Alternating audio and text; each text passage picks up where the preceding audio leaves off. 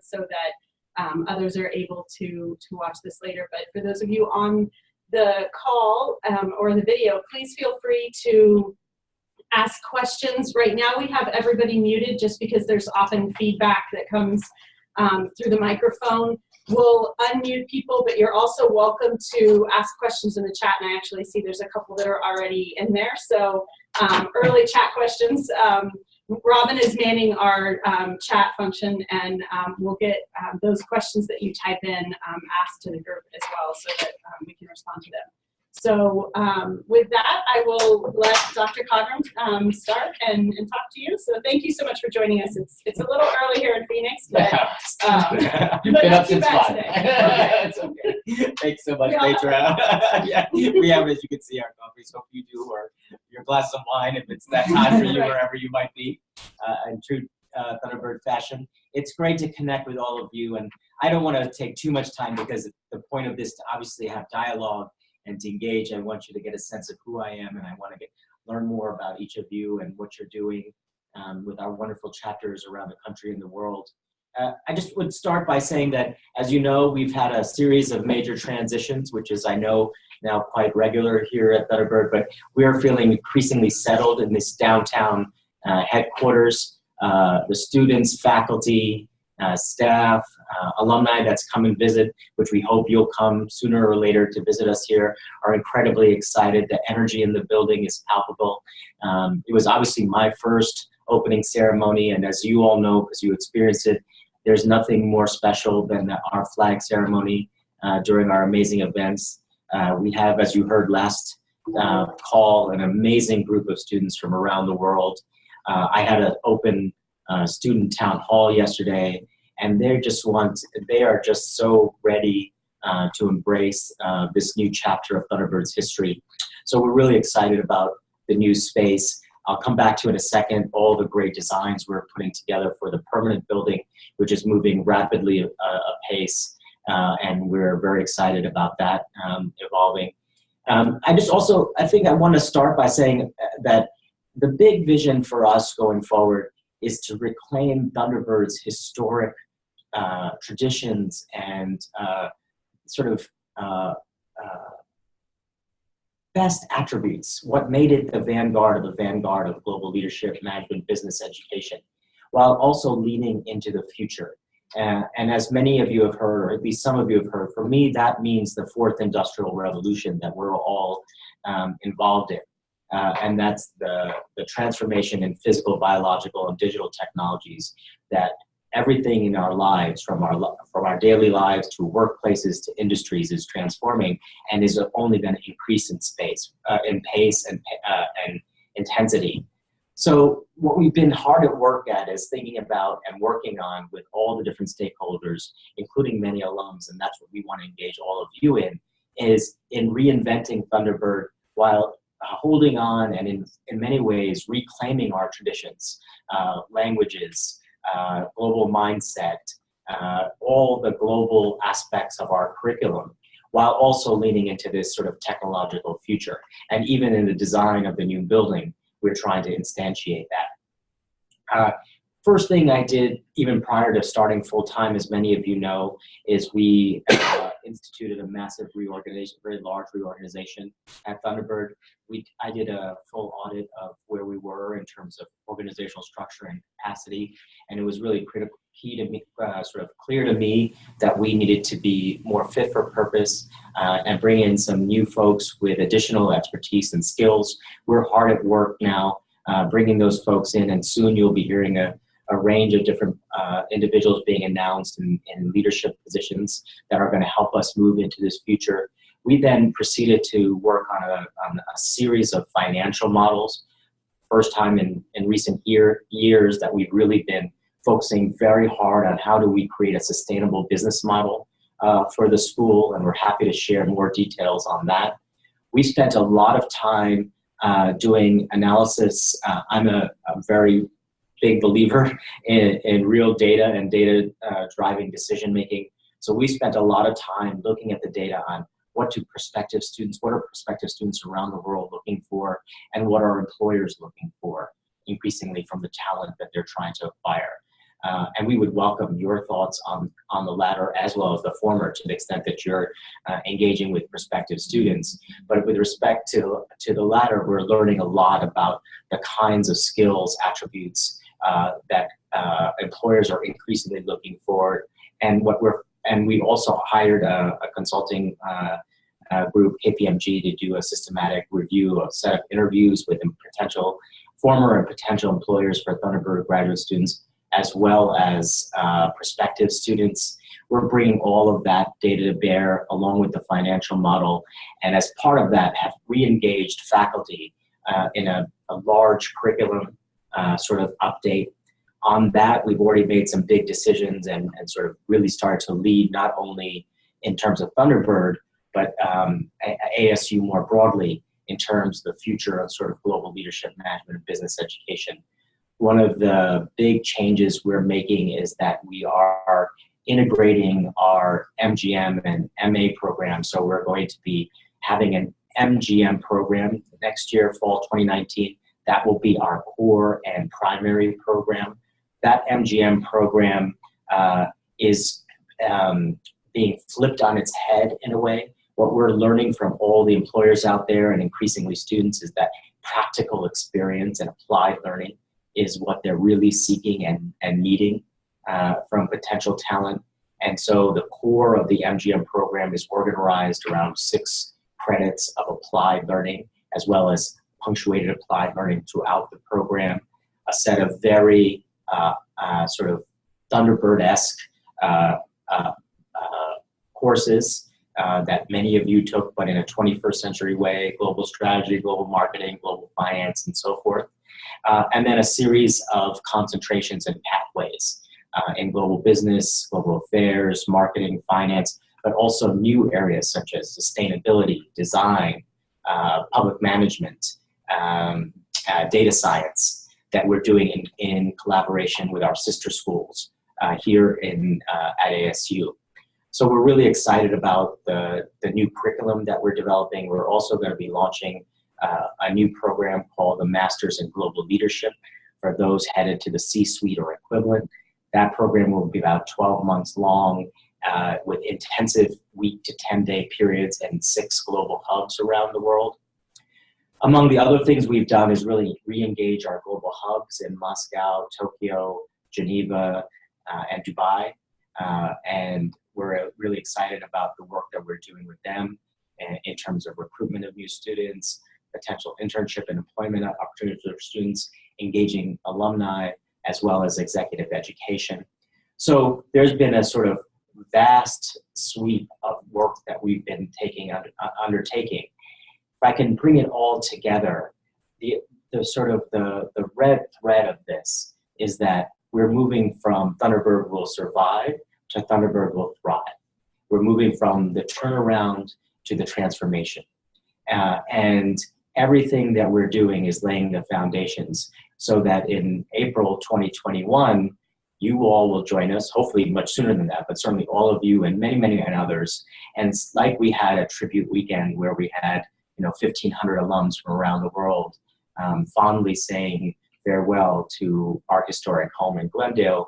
There'll be an embrace of the brand new building here, the brand new global hub as part of our global network, which is the Thunderbird family around the world here in downtown Phoenix.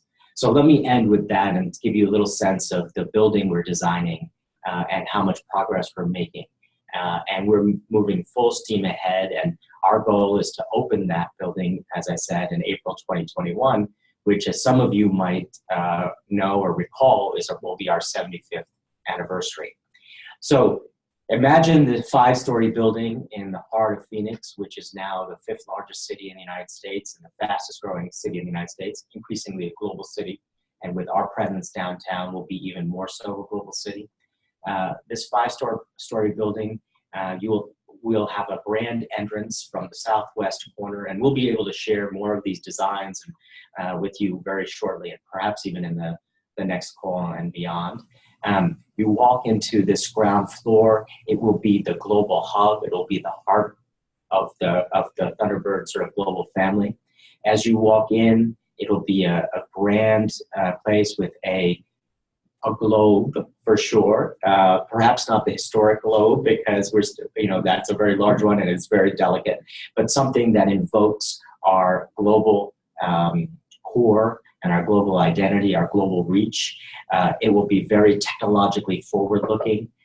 There'll be access to information and data and relationships around the world. We're trying to make this a very much, going back to this notion of global leadership management for the fourth industrial revolution, an area where we're leaning very much into the future, including perhaps a AI assistant alongside a human assistant to tell you where you need to go and what's happening in the building. This will also be an event space. On that ground floor, we'll also have a global marketplace with foods and teas and coffees and other products from around the world. So again, reinforcing our sort of global identity and brand. And we'll also have a global innovation and entrepreneurship hub for applied learning, languages, and global startup teamwork. And so we're really excited about the energy and the vibrancy that this ground floor will have, and will show that Thunderbird as a global sort of institution and network is very much here in downtown Phoenix. In addition, we're talking with the city so that the little street that we're based on will be renamed One Global Place. I can't guarantee that will happen. We're hard at work and we're feeling pretty optimistic about that. So we are bringing as much of Thunderbird with us as possible. On that ground floor, it says we're looking to lean into the future. And then imagine as you sort of wind your way up, and the way we have the 5 floors is very much a sort of circular, sort of spiral kind of pathway. And as you weave your way back through the building, you go back in global history and Thunderbird history back to the founding. And I'll just say a bit more about the 2nd floor and then the 5th floor, but I'm happy to share more about what's happening in the rest of the building. On the 2nd floor will be the integrated student success floor, and everything from recruitment to student advising, student clubs, career management, alumni engagement, all of that will be available to students in a single space. And the classrooms we're building on the 3rd floor will be absolutely 21st century active learning classrooms with faculty members in the center of the room, breakout tables with tablets and immersive technology, incredibly participatory screens where they can engage with one another and others around. We are we're constructing a building that really will be right on the frontier of educational technology and pedagogy. Winding up to the 5th floor, which is perhaps in many ways the heart and soul of for all of us, we'll have the 5th floor pub. And the idea again, as I said, is that as you weave your way up the building, we'll all be going back in Thunderbird history and really honoring that tremendous past, that wonderful past that we have. And so the pub will be on the 5th floor. It'll be indoor, outdoor. It'll have a full-service restaurant as we're designing it now. And it would really be a place where, again, as it was in Glendale, the Thunderbird community, students, faculty, staff, alumni, as well as community members, partners from around the world can interact and engage. So we're really excited about not only all the kind of programmatic work we've been doing, the sustainable financial and business model we're assembling, but also this glimpsing out 3 years, 2.5 years from now into the building being opened up and the next chapter of Thunderbird being fully commenced. I'm going to stop there because I'm sure I see that there's already 9 comments or questions, and there's going to be a lot more. I wish I could share with you all the work that we're doing. I want to just end by saying, look, we have a lot of hard work to do. I think many of you heard me say, and if you haven't, that I know that it's been a tough last 10 years for Thunderbird, and certainly over the last 5 years with the integration here into ASU, our new partner at home. But we are making good progress, and we will continue to make steady progress. There will be bumps along the roads, but by and large, we are headed onward and upward.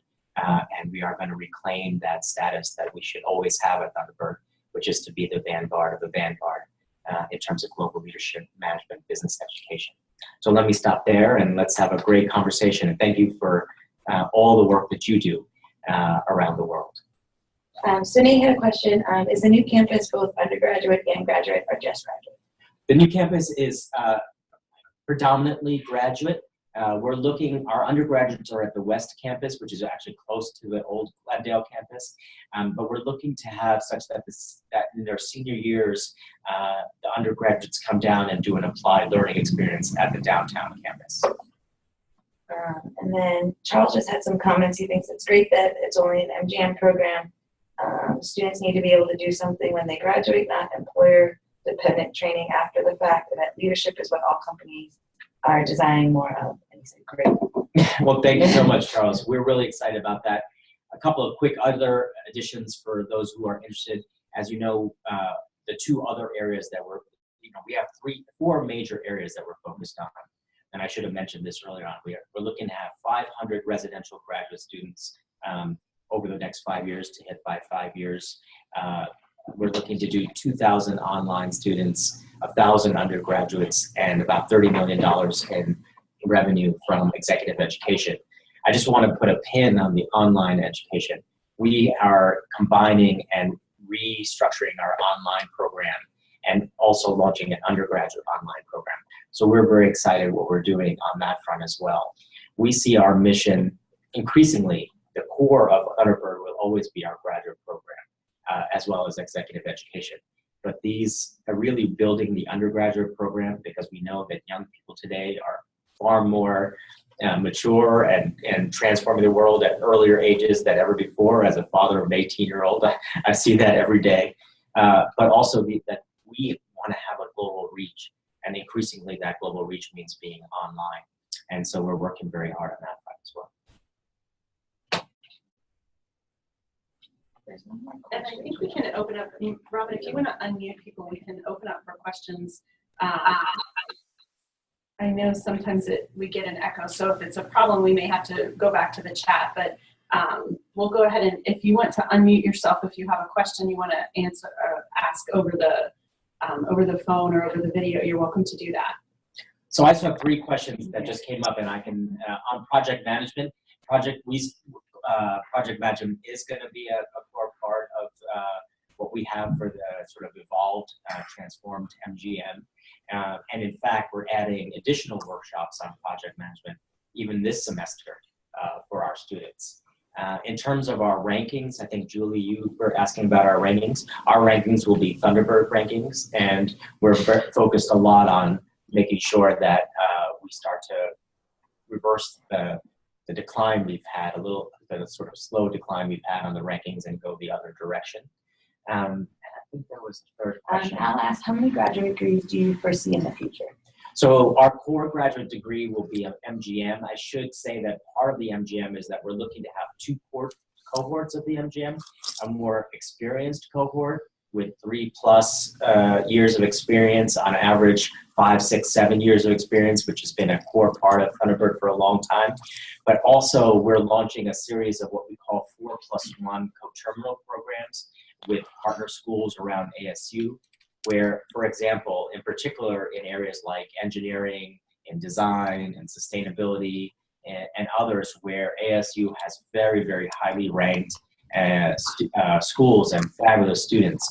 I think many of you know is that we have about 8 to 10,000 undergraduates from around the world at ASU, many of which are at the very top and are oftentimes not surprisingly doing degrees in STEM or related fields.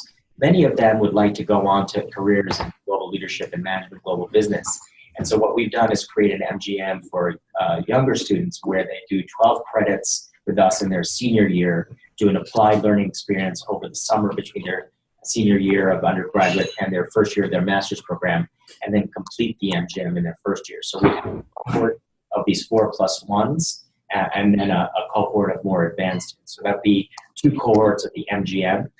And then we'd have the Master's in Global Leadership, which is the other major degree. And then we're exploring 2 other possibilities. we have campuses in DC and LA in addition to our global ones. And so what we're exploring is to have a new degree in Washington, DC, sort of an involved master's in global business and management in DC, and a program, a master's degree in Los Angeles in the creative industries, a global creative industries master's program. So right now we're looking at the 2 core ones and 2 additional ones in terms of residential programs. We also have our long-standing executive masters in global management that we run locally. So that's part of our degrees that we have. Chuck had a question about the 3rd and 4th floor of the new building. So the 3rd floor is primarily the 3rd floor is the teaching floor, all the classrooms. There'll be a series of a couple of 40 and a 60 tiered classroom. Where we're moving in terms of educational design is away from built-in furniture and sort of design and much more flexible designs with movable furniture and furniture solutions. That's what we're going to do with the tier classrooms as well, with lots of technology. So that's going to be the sort of floor of active learning classrooms. We're looking to also on the bottom floor have a global simulation room or a decision theater type classroom. And then the 4th floor is going to be our faculty floor. We have faculty offices organized in neighborhoods and centers like the Global Mindset Center and other ones, hopefully a global center on entrepreneurship. And then also executive education staff will be on the 4th floor. One of the questions was, Can you guys hear us? I just want to check. I saw a comment come up that the mic got turned off. we're great. Okay, good. What are the 3 most crucial KPIs that you measure in order to get Thunderbird back at #1 international business in the top 50? Yes, so the first one is recruiting the best and brightest globally diverse student body we can. That's where, as you heard last time on your call with our recruitment staff, is our very top priority, and where all the chapters and all alums play such an important role. As you may or may not know, and we understand the reason, last year we only had about a little over 100 referrals from alumni around the world. We really need all of you to refer best and brightest from around the world to come to Thunderbird. That's for rankings as well as for our sort of core identity. One of the great attributes of Thunderbird that I've heard from virtually every alum has been how much not only the classroom experience was, but the co-curricular, extracurricular experience was with the globally diverse cohorts that we had. We really need to rebuild that. So that's the first KPI, the best globally diverse student body we can find. A second is employment opportunities for our students, and they're obviously very connected, so that, in the rankings, the 3-month, the major sort of criteria is the percentage and the income levels of employment at 3 months out. And a third major KPI is going to be our sort of re-strengthening and sort of rebuilding of our executive education program in terms of not only the $30 million figure that I talked about, but the world of executive education is transforming dramatically, as many of you probably know, and we want to make sure that we're again the sort of leader pushing the frontier of executive education. So those are 3 KPIs for sure. There's actually 5 in total that that we're focusing on, but those are the top 3. Roberto had a question. Said, today many young undergraduates want to join tech startups and are coached, trained by incubators and business accelerators, often corporate sponsors. What will Thunderbird do in order to become more experimental and less conceptual? That's a great question. Part of it is what we're constructing in the new building is that Global Innovation Entrepreneurship Hub. We're going to have a piece of that in the West Campus where the undergraduates are. A second is that we're looking to hire some fantastic new faculty in the global entrepreneurship area. We have gotten a pledge for a wonderful gift to build out entrepreneurship sort of thinking, mindsets, experience, as well as family business. And so we're really pushing very hard to make sure that students are always, at both undergraduate and graduate, having a tremendous range of opportunities in terms of applied learning, but also creating their own startups and building those out. In fact, this Friday, we're going to have a pitch training from one of the global leaders in startups here, and we have 50 students going to be taking that training and then being organized into teams for a competition that one of our alums has provided some support and prizes for. So we're going to be building out that area in a major way. Chuck has a question. Will the space in the new building be enough room for the projected 500 full-time student body? Will many classes still be held at the Arizona Center? No, the way we're designing the building is that we'll completely host the 500 students, and there might be a little bit of, actually we're trying to build a little bit of cushion there so that, I'm as ambitious as all of you are, so, but we'd like to go even higher than that to host all of our students in the new building.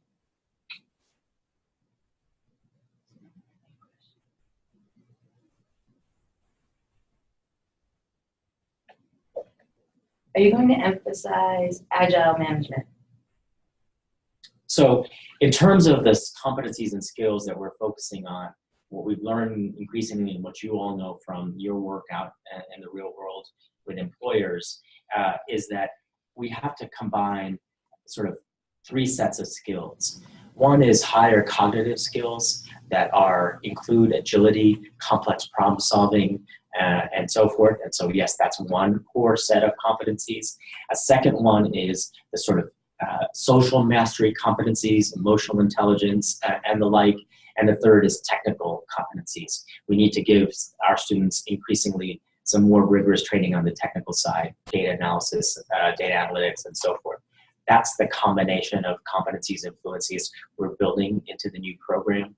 Those are the learning outcomes we've put as part of them. Of course, global mindset drives all of that, but those are the 3 that we're bringing together. So agility focuses across all 3, but certainly in the first one.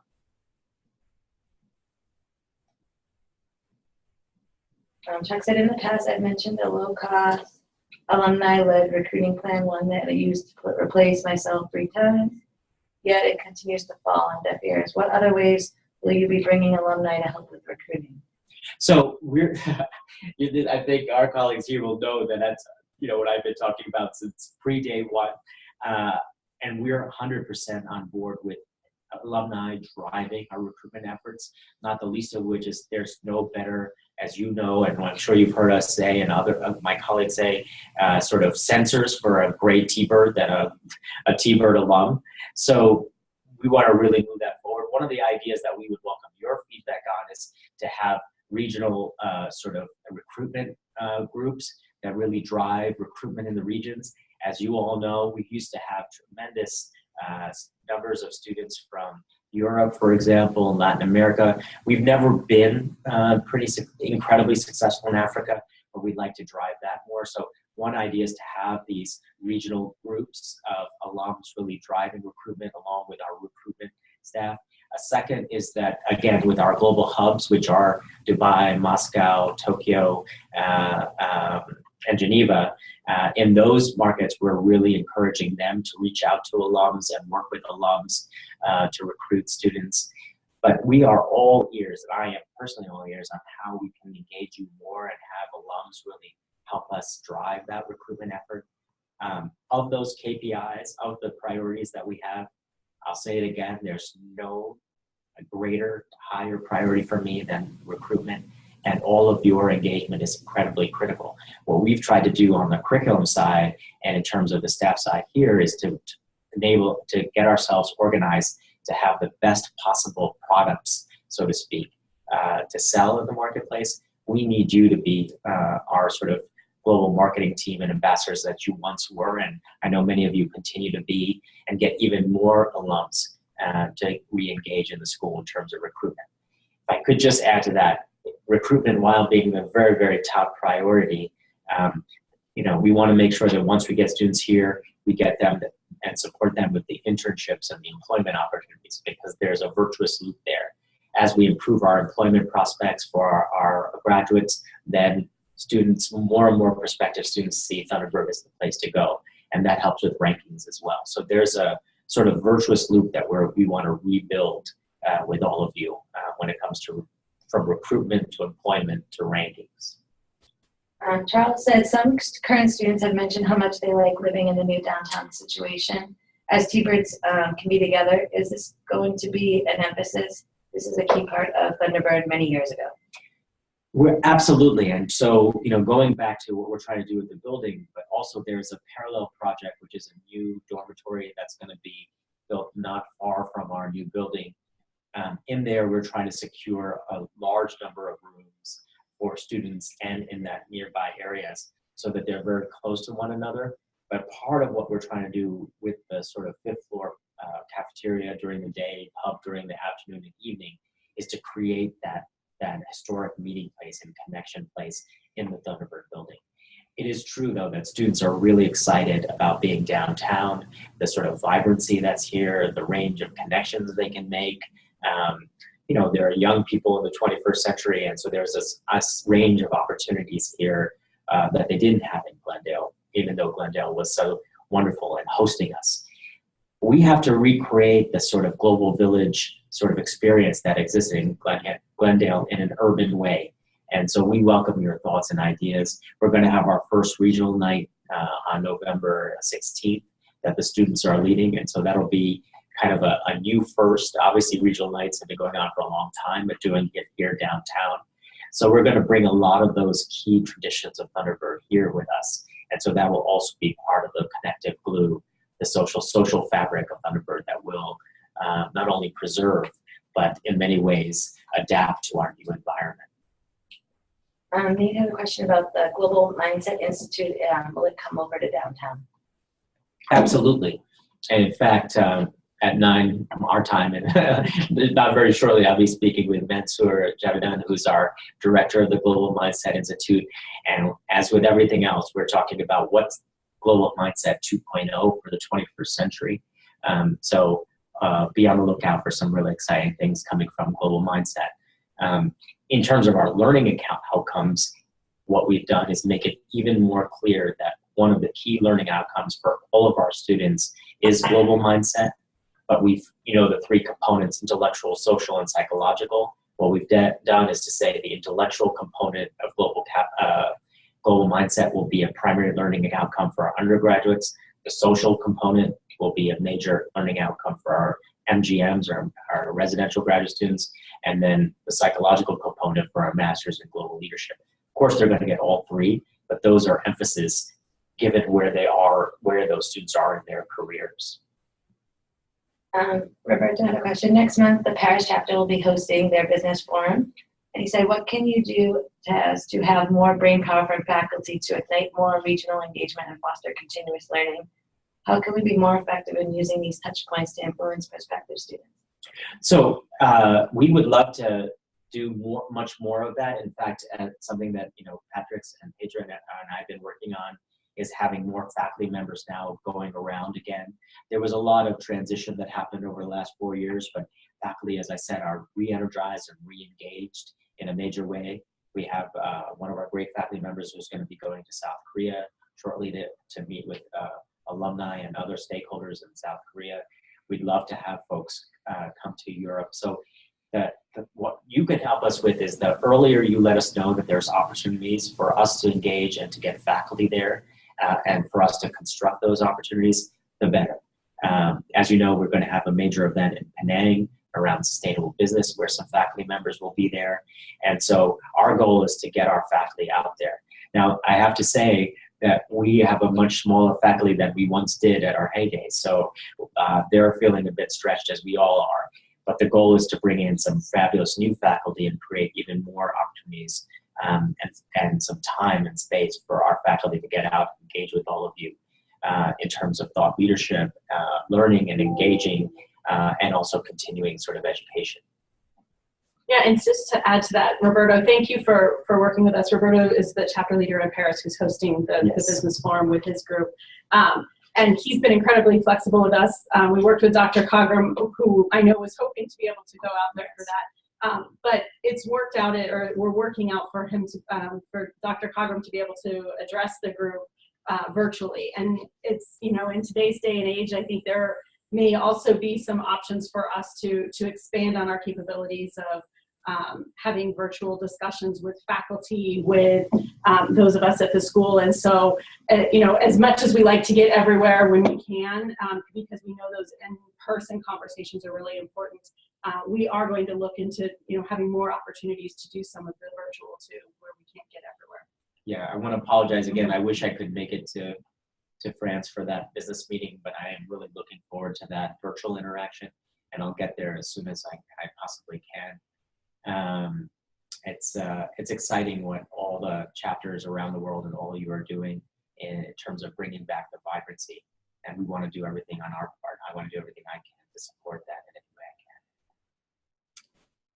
I can. I still have a question about TEM Labs. And I just want to reinforce that. Going back to, because I was going through a lot of information very quickly, TEM Labs, which are part of applied learning, as you all know, are now going to be a core requirement for each and every student in the new MGM starting fall 2019. They have historically been voluntary. We've encouraged and supported lots of students to do that. But the way we've built it now is that TEM Labs, or its equivalent, sometimes, you know, we're euphemistically saying TAM labs, Thunderbird Advanced Market Labs, for many of our students from emerging markets who want the inverse experience.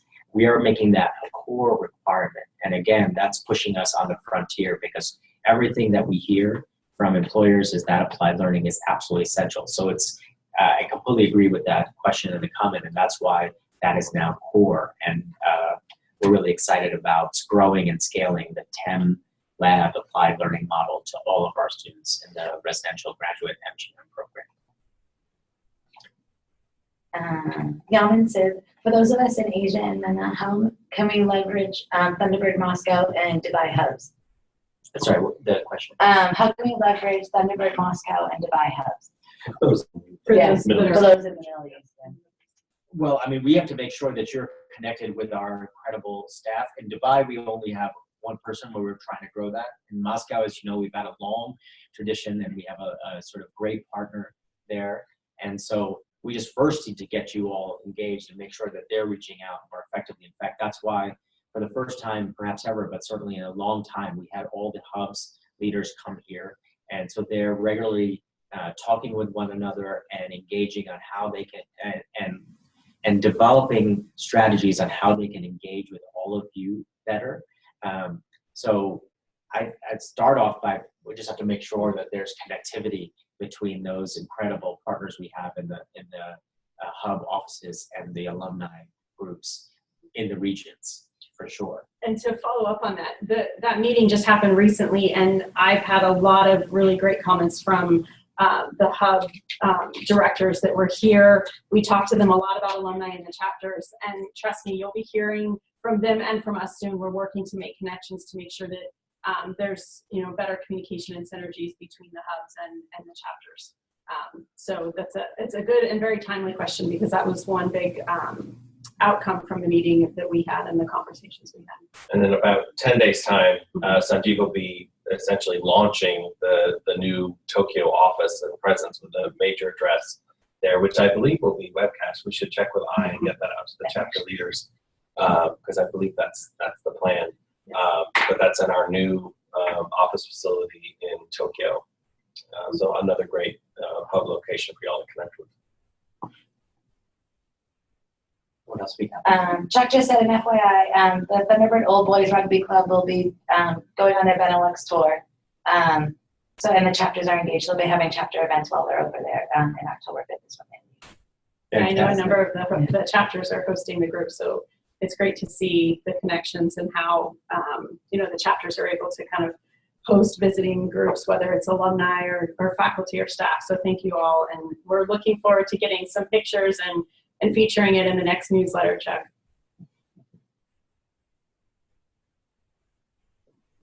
Charles's question, what is our unique point of difference versus MIM programs?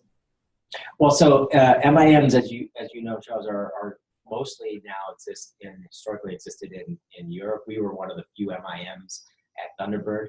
Our major now sort of differentiators in the evolved curriculum, and I'm sort of repeating it, but it's really critical, is this core applied learning experience. The second is that even with those MIM programs, we are sort of global from soup to nuts.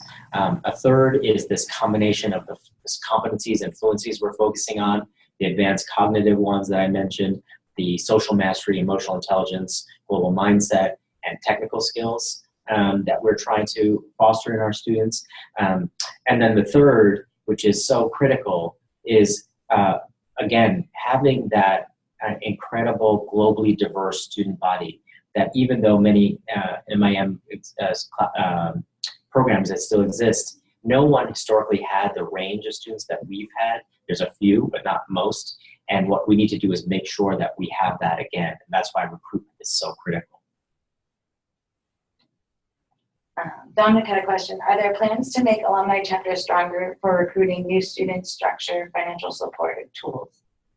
Well, this is where we would welcome your ideas, because we're all ears on what ways we can do that.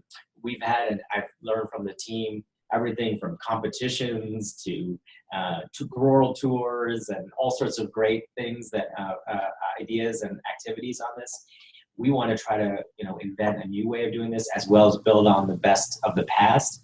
So that's where we need your guidance on how we can work with you all to reactivate and re-energize that type of alumni drive for recruitment. Yeah, and just to follow up on that a little, our engagement council, so the Thunderbird Engagement Council, which is co-chaired by David Young and Diane Rubling, is looking into a number of key areas within alumni engagement, and one of those is the chapters. So for those of you who were in Stockholm, you hopefully participated in a brainstorm session that they led to kind of look at what alumni want to see within alumni engagement, and one of those pillars that we're looking at specifically is the chapters. We're looking at both what is a good structure, and we know that that structure may vary in different locations around the world, different sizes, but also what are the ways that we can better utilize the chapters, better support the chapters. We have the next Thunderbird Engagement Council meeting in early November. That's a big part of the agenda that we'll be talking about, and after that, we'll be rolling out some of these brainstorming sessions to chapters around the world. So some of them I'm sure we'll be doing virtually, but we're also going to work with you, with the members of the Engagement Council, to try to run some of these sessions on your own in the various locations where you are, so that we can collect more feedback from you specifically, as well as from the chapter members on how that will work better. And so I think you'll see more information coming after our November meeting, when we get kind of get a better plan in place so that we can roll that out to all of you. Charles said, can you direct prospective students to alumni chapter events? When you get applicants, can you send them to our events? I'm certainly willing to talk to them as well. Thank you, Charles. Yes, that's part of the mandate of our recruitment staff, along with alumni colleagues. So they will be sending them your way for sure. Roberto had a question. What if schools could organize more dedicated and structured brainstorming in order to help schools engage prospective student and current alumni? So I think that fits right back to what Pedro just said. More to come. Yeah. It's on the agenda.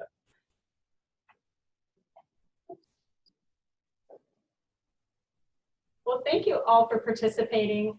A couple of updates. Sanjeev mentioned that he'll be in Penang in just a few weeks now. Hopefully, we talked about it last month, and you've seen the updates in our the chapter minutes and in the newsletters. I know they're still accepting early registration, yeah. Right? So I think today is the last day for the early bird registration. If you know people who are interested, they can get a discount if they register by today. Last I heard, there's about 100 people signed up to attend, so it looks to be a really good event. Hopefully you'll help us promote that and get some more T-Birds there.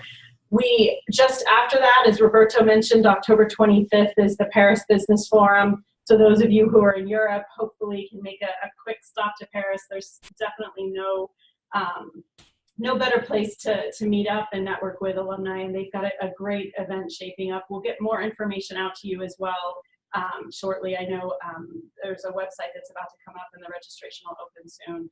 And Roberto and his team have really put together a good lineup of speakers. I think you'll enjoy that if you can make that. This may be a little bit of a stretch, but we do have an open house that's happening on campus November 1st. We've been working to get unpacked and clean up our space so that we can show it off. And our archivist, Shannon Walker, is about to Thunderbirdize the place, I guess. She's working to put a lot of our history back in this building. So we have a beautiful building here, but obviously, as every new office building, the walls are blank, and we really want to make it feel like home for everyone. So we're working on that now, and November 1st, we're inviting anyone to come that evening at from 5:30 to 7:30 to view the campus, take a look at each of the floors, meet with us, go to the pub, the temporary pub at the 11:30 restaurant afterwards, and have a few drinks and talk about the future, hear from some of the students and the faculty about their experiences. So please, we'll be sending out an invitation today, actually. Send it out. We know some of you are a long way away, but people travel through Phoenix all the time. So if anyone's traveling through, we would welcome you here. And just keep in mind also, we're here all the time. So if you're not here on the 1st, but you're here at any time in Phoenix, we hope you'll stop by and come say hello and see the space, because we'd love to have you. Any other last? No, just comments. Charles and Roberto both said excellent meeting, one of the best. This format really works. And then Robert had a comment that the rugby tours are really a T-Bird differentiator for attracting students, especially international students. Rugby draws T-Bird participants, families, and friends. Very good meeting format. It was great. Well, I can't promise, but I'm going to see what your schedule is, and maybe there's a way that I can come and watch one of them and support you all. So let's see how it all works. But I thank you for doing that, and we know it is one of the many amazing differentiators of our community relative to others. Great. Thanks so much. Thank you, everyone.